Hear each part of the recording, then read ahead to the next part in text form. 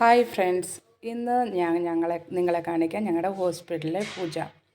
ഇത് ഞങ്ങളുടെ ഗണേഷ്ജിയുടെ മന്ദിരമാണ്. ഗണേഷ്ജിയുടെ മന്ദിരത്തിൽ തൊട്ടാണ് തുടങ്ങുന്നത്. ഭഗവാൻ ഏതായാലും പൂജയും പ്രാർത്ഥനയും ഒക്കെ ആകുമ്പം ഒരു പോസിറ്റീവ് എനർജി നമുക്ക് കിട്ടാറുണ്ടല്ലോ. ഇത് ഞങ്ങളുടെ മാനേജ്മെൻറ്റാണ് എന്നും പൂജ ചെയ്യുന്നത്.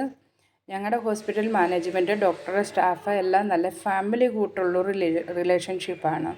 എല്ലാവരും 10-30 വർഷമായി ഒരുമിച്ച് ജോലി ചെയ്യുന്ന കാരണം എല്ലാവരും ഫാമിലി കൂട്ടാണ്. ഇത് ഞങ്ങളുടെ സായിബാബയുടെ മന്ദിരം. ഇവിടെ സായിബാബയെ ഒത്തിരി പേര് വിശ്വാസികളാണ് സായിബാബയുടെ. അടുത്ത ഞങ്ങളുടെ അമ്പലം എന്ന് പറയുന്നത് രാം ലക്ഷ്മൺ സീതയുടെ രാം മന്ദിർ എന്ന് പറയുന്നത് ഒരു ഫെർട്ടിലിറ്റി സെൻറ്ററിൻ്റെ സൈഡിൽ ഒരു അമ്പലം കൂടെ ഉണ്ട്. അവിടുത്തെയും കൂടെ പൂജ ഞാൻ നിങ്ങളെ കാണിച്ചു തരാമേ. ഇത് ഞങ്ങളുടെ ഫെർട്ടിലിറ്റി സെൻറ്ററിൽ ഞങ്ങൾ എത്തി. ഫെർട്ടിലിറ്റി സെൻറ്ററിൻ്റെ അടുത്താണ്. ഇതാണ് ഞങ്ങളുടെ ഫെർട്ടിലിറ്റി സെൻറ്ററിലെ രാം മന്ദിർ.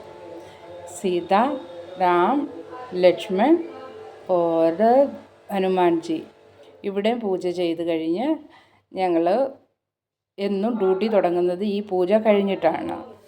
എന്തായാലും ദൈവവിശ്വാസം നല്ലതാണ് എന്നാണ് എനിക്ക് പറയാനുള്ളത്. ദൈവം ഒന്നേ ഉള്ളൂ എങ്കിലും പ്രാർത്ഥനയാണെങ്കിലും പൂജയാണെങ്കിലും നമുക്കൊരു പോസിറ്റീവ് എനർജി കിട്ടുന്നതാണ്.